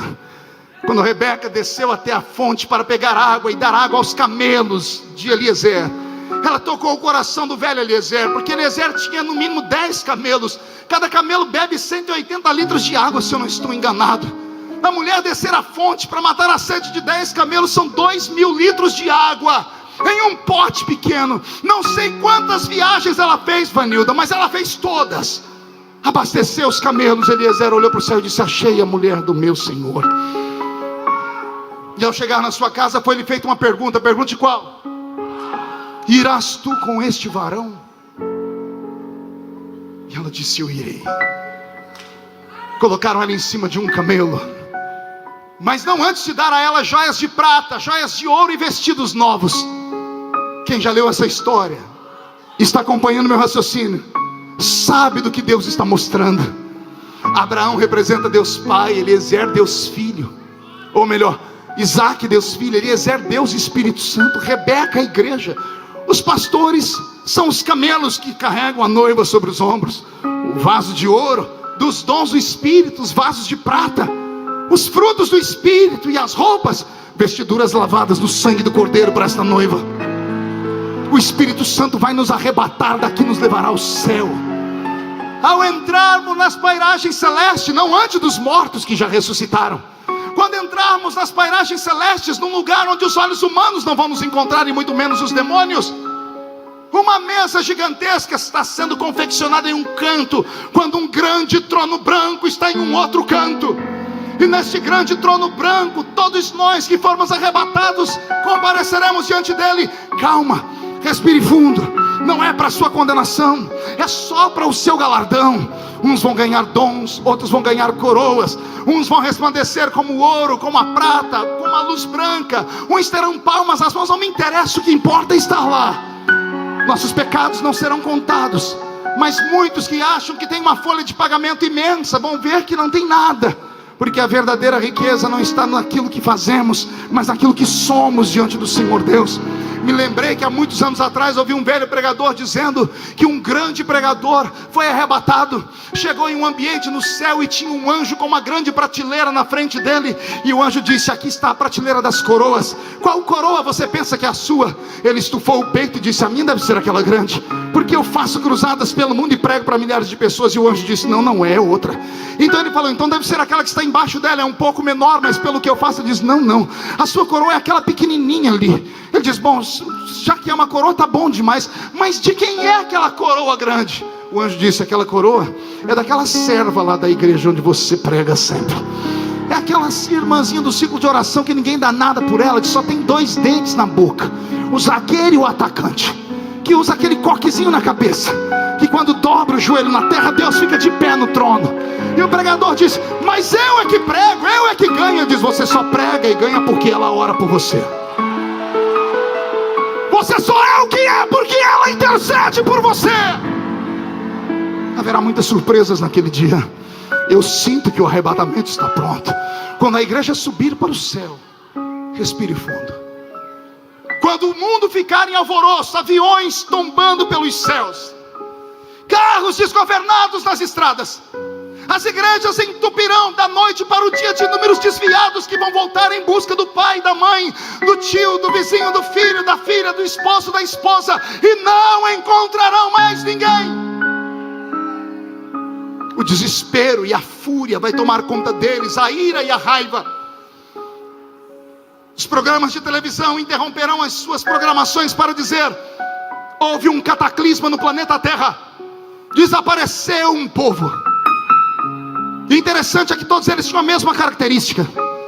Eram homens e mulheres que carregavam a Bíblia Sagrada e davam gritos de glória a Deus. Quem acredita que isto vai acontecer? Quem acredita que está perto? Então faz uma oração comigo em uma palavra, diga Maranata. Mais forte. Mais forte.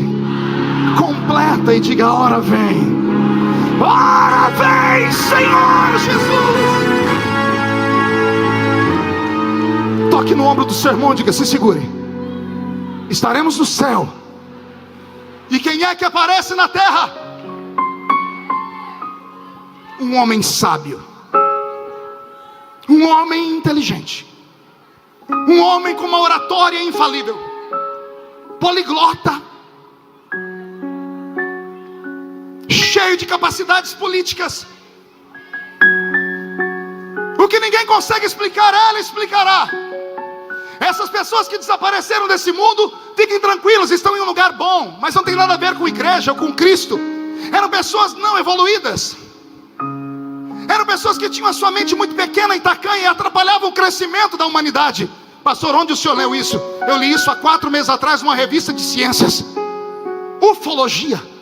Um dos maiores ufólogos dos Estados Unidos da América disse: uma grande nave se aproxima da Terra. Nós não podemos vê-la porque ela está revestida de um manto de invisibilidade. Ela vem para arrancar daqui aqueles que são filhos de ETs, mas que não evoluíram. Ela vai sugá-los da terra e vai transportá-los para um outro planeta onde ficarão evoluídos. E só ficará na terra os evoluídos. Está explicado. Acabou o problema. Esse homem aparece com uma proposta de paz. Uma proposta do quê? Não ouvi. Grita. Só que a paz dele não é verdadeira. Você vai ler isso no capítulo 5 e 6 do Apocalipse. Quando tudo isso acontecer, um livro que está na mão de Deus terá os seus selos rompidos. E quando o primeiro selo deste livro for rompido, ouvir-se-á um grito de um cavaleiro que estará sentado no dorso de um cavalo branco. E nesse cavalo branco, trazendo na sua mão um arco vazio, porque a flecha já foi atirada. E ele vem vencendo para vencer. Ele não é, não dê glória a Deus, ele não é quem você pensa que é. O que você pensa que é está no capítulo 16. Também vem num cavalo branco, mas não vem para vencer. Ele vem como vencedor. O cavaleiro do capítulo 5 e 6 do Apocalipse não é o cavaleiro do capítulo 16. Isso eu aprendi com o pastor Napoleão Falcão. É outro homem, é um outro ser, é um outro cavaleiro. Esse do capítulo 5 e 6 do Apocalipse, que vem descendo na abertura do primeiro selo, é o anticristo. Ele vem e colocará nesse mundo a sua falsa paz. Por 3 anos e meio ele vai conseguir fazer com que todas as nações do mundo entendam que ele é quase que um Deus. Todavia, quando as pessoas começarem a abrir os seus olhos, ouvir-se-á um grito de um outro cavaleiro. Esse vem sentado em um cavalo vermelho. Ele traz na sua mão uma espada. E a espada dele, diz a Bíblia, é para colocar homem contra homem. E começar-se-á uma mortandade na terra. Mas não apenas morte física, mas morte espiritual por completo. As pessoas que estavam convencidas de que aquele era o Cristo começaram a ter os seus olhos abertos. Quando todos os homens dessa terra começarem a ficar preocupados, ouvir-se-á o grito de um outro cavaleiro. Esse vem sentado em um cavalo amarelo, ou melhor, em um cavalo preto. E esse do cavalo preto carrega em suas mãos uma balança. E na sua balança ele vem gritando: a comida ficará escassa e cara. Porque devido à falsa paz que vai gerar uma guerra, a guerra vai gerar a fome. Os homens começaram a morrer de fome, as nações começaram a brigar umas com as outras. E eu tenho pena do meu Brasil. Pergunte por quê? Não há no mundo uma nação que produza tanto alimento quanto a nossa. Ficará na linha de tiro. O Brasil que faz com que todo o seu povo trabalhe, e a colheita anual chega a sustentar 3 nações com o mesmo número de pessoas que temos hoje aqui, de 200 milhões, ficará à mercê das nações que estarão servindo ao anticristo. Quando as pessoas começarem a morrer de fome, os corpos e os cadáveres arrancados e jogados pelos cantos desse mundo, as pessoas entendendo que ele não era o Cristo, mas é um anticristo, ouvir-se-á o grito de um outro cavaleiro. E esse sim está sentado em um cavalo amarelo. E esse cavalo amarelo, a palavra amarelo no original do grego é chloros. E chloros é verde amarelado, amarelento, com a cor de um zumbi, como a cor do escarro do seu nariz, uma coisa purulenta e nojenta. A terra começará a sofrer, porque esse que falou em nome de Deus não é Deus. O verdadeiro Deus está aqui entre nós esta noite. O mundo começará a sofrer como nunca antes sofreu. E você que está desviado, me ouça. Não terá para onde correr, não terá a quem recorrer, não terá a quem buscar. Você terá que sofrer, entregar a sua vida e morrer. Eu ouvi o seu grito, desviado. Vou repetir, eu ouvi o seu grito quando o quinto selo foi aberto. Você não está mais entre os homens, você está na eternidade, aos gritos, dizendo: Deus, eu dei o meu sangue, eu perdi a minha cabeça. Quanto tempo mais? E o Senhor vai te dar uma palavra assim: descanse mais um pouco com as suas vestes brancas, porque o número dos salvos ainda não completou. Tem gente para morrer ainda. Quando tudo isso acontecer, quando os homens todos pensarem, entenderem que aquele não era o Cristo, o sexto selo será aberto. Pastor Napoleão, me corrija se eu estiver errado. A Bíblia diz que nesse sexto selo o sol e a lua vão se escurecer. Vai haver terremotos, vai haver destruição, vai haver um cataclisma. Buracos serão abertos pelo planeta Terra. Haverá uma destruição como nunca antes houve. Eu percebo que explodirá uma bomba atômica nesse país. A terceira guerra mundial que esperamos agora não vai vir para nós. Esse povo não estará aqui. Pelo menos uma irmã deu glória a Deus. Eu vou repetir: o ataque atômico que o mundo espera da Coreia do Norte não vai acontecer agora. Estaremos livres da grande tribulação, estaremos com o Senhor Jesus nos ares. E quando tudo isso acontecer, aí sim, o anticristo, depois das suas guerras, terá ao seu dispor um povo, porque ele será como um ditador. E aí ele vai partir contra Israel. E quando for contra Israel, a coisa fica mais difícil, porque em Israel haverá 144 mil homens judeus de uma linhagem sagrada, que não vão se curvar diante dele, e vão começar a clamar, e a gritar, e a orar. No meio desses homens, desse clamor, dessa vontade de voltar a servir o Messias que eles mataram 2000 anos antes, surgirão duas testemunhas que pregarão e farão sinais na terra, para que aqueles que aqui estejam enxergando que haverá uma segunda chance. E quando essas duas testemunhas aparecerem, depois de um tempo serão mortos, estraçalhados e colocados em praça pública. E depois disso, 3 dias depois, diz a Bíblia que os seus corpos ressuscitarão e andarão pela terra. Haverá uma nova chance, uma nova esperança. E respire fundo. O clamor dos judeus subirá. Israel vai expulsar esse homem de dentro do seu seio. Não vai aceitar que ele coloque lá no seu templo a sua imagem. Esse homem organizará os exércitos que sobraram na terra ao seu dispor e apontarão mísseis contra Israel. Cercarão Israel para destruí-lo. Quando eles ameaçarem destruir Israel, Israel começa a clamar, e o clamor de Israel sai da terra e entra nos céus. Não no céu onde Deus está, no céu onde nós estaremos. Aonde, pastor? Depois do tribunal de Cristo estaremos em uma mesa grande, em um grande banquete. Estaremos sentados em uma grande mesa, jantando com o mestre, almoçando com o mestre, tomando café da manhã com o mestre, participando das bodas que vão durar 7 anos. 7 anos ao lado do Salvador. Quando Israel gritar, o Salvador também gritará. Terminou as bodas, desaparece a mesa, e todos nós estamos em pé. O Senhor salta no seu cavalo branco. Agora é Ele. Ele rasga o véu que separa esta dimensão da dimensão dele. Ele diz: venham comigo, se cumpre a profecia de Judas. Eis que é vindo o Senhor com milhares dos seus santos, segundo profetizou Enoque, escrito no livro de Judas. Eu estarei lá e você também. O Senhor vem com o seu cavalo branco, e quando cruzarmos os céus do mundo, todas as televisões estarão filmando Israel para este grande cataclismo, esta grande guerra. De repente os cinegrafistas, como esse moço que está me filmando, alguém vai bater no ombro dele, vai dizer, o contramestre dizendo, filme lá em cima, filme lá em cima. Ele vai tirar a filmagem de Israel e vai colocar nos céus. E quando começar a filmar nos céus, os jornalistas que estarão ao vivo começarão a dizer, estamos sendo invadidos, a terra está sendo invadida por ETs, estamos sendo invadidos, parece o dia do Independence Day. E alguém de repente vai dizer, não, não é ET, tem um homem sentado em um cavalo branco. As câmeras vão sugar a imagem, vão trazer a roupa dele para perto e vão ler escrito na coxa dele o que está escrito. Alguém vai dizer, é o Super-Homem, é o Batman, é o Homem-Aranha. Alguém vai dizer, não, é o Exterminador do Futuro também, não, é o Thor, não, quem é? Está escrito na coxa dele, Rei dos Reis e Senhor dos Senhores.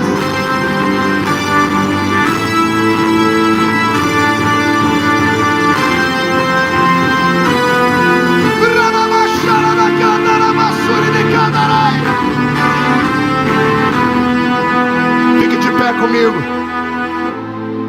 Pegue na mão do seu irmão.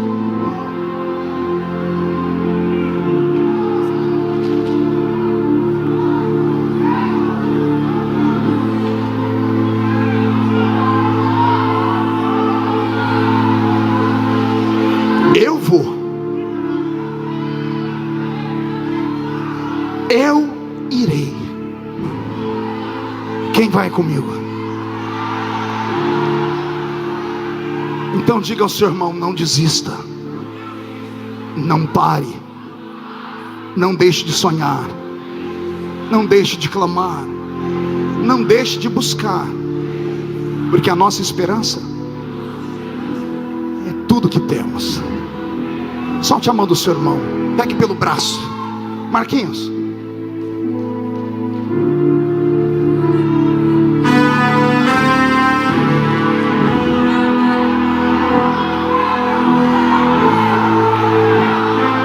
microfone para ele aqui, por favor.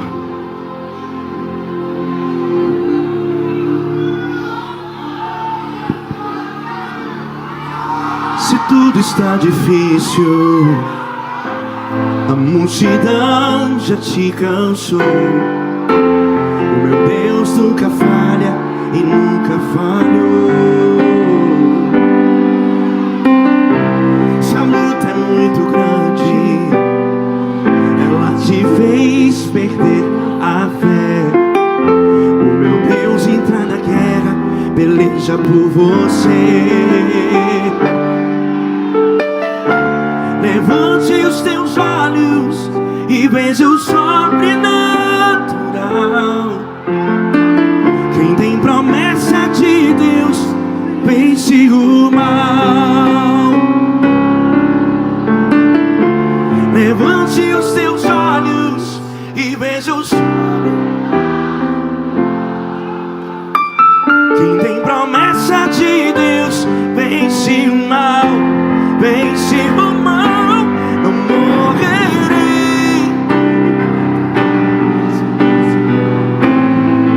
Quem tem promessa de Deus não morre não. E tem a fé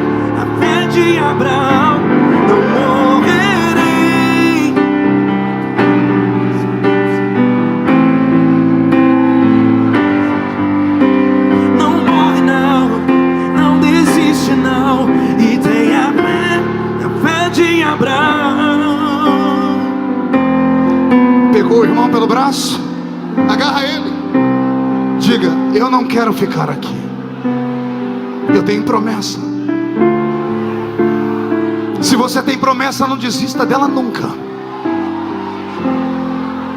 Se você tem promessa, enxergue e contemple o Cristo que te fez acreditar que mais cedo ou mais tarde deixaremos esse mundo. Fiz questão de pregar este tipo de mensagem nesta noite só para te fazer lembrar que tudo pode se modernizar, menos a nossa fé. Eu cresci cortando cana, engraxando sapato, colhendo algodão, café e laranja. E lá na igrejinha do meio do mato onde eu fui criado, A primeira pregação que eu ouvi foi essa: Jesus vai voltar para me arrebatar para o céu.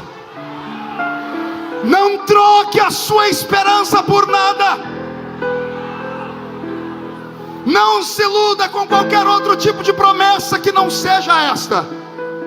Vivemos nesse mundo para duas coisas: aceitar Jesus como Salvador e aguardar o dia do arrebatamento da igreja. Eu não sei se teremos mais tempo, porque o mundo se prepara para receber o anticristo. Para que o anticristo reine, todas as ditaduras do mundo têm que terminar, e estão acabando uma a uma. Nossos irmãos na Venezuela estão morrendo essa semana. Um amigo que é crente mandou um e-mail para mim e disse: pastor, minha filha morreu com um tiro na cabeça, porque o ditador Maduro disse que a Venezuela não pode ser livre. Os céus do Japão essa semana foram tomados por caças, porque a Coreia do Norte estão com seus mísseis apontados pelo mundo, e o mundo está morrendo de medo. Eu não tenho medo. É necessário que essas ditaduras caiam para que apareça o homem da iniquidade. Mas quando o anticristo aparecer, eu não quero estar mais aqui. Alguém quer ficar aqui? Eu vou perguntar de novo: alguém quer ficar aqui? Então como é que você acha que você vai para o céu desse jeito? É necessário o clamor da igreja romper os céus esta hora, para que o céu comece a trovejar sobre nós a esperança divina. Solte o braço do seu irmão e levante a mão direita para o céu. Diga comigo, em nome de Jesus: todos os demônios que lutaram contra a minha salvação, contra a minha esperança, contra a minha fé, eu ordeno. Não estou pedindo, estou ordenando. Venha para a palma da minha mão agora. Fecha sua mão com força. Vou contar até 3, você vai jogar no chão e vai pisar em cima. E aí você vai encontrar pelo menos 3 crentes e vai dizer para ele: não perca a sua esperança. Aí, Marquinhos, você canta. 1, você nunca mais será o mesmo. 1,5, sua família vai sentir orgulho de você de novo. 2, o Senhor te livrará da hora da tribulação. 2,5, sua igreja será avivada. 2,75, o Brasil será sacudido pelo céu. 3, jogue no chão. Se tudo está difícil, pisa em cima. A multidão já te cansou. Abrace as pessoas do seu lado. Deus nunca falha e nunca falhou. Se a luta é muito grande, ela te fez perder a fé. O meu Deus entrar na guerra, peleja por você.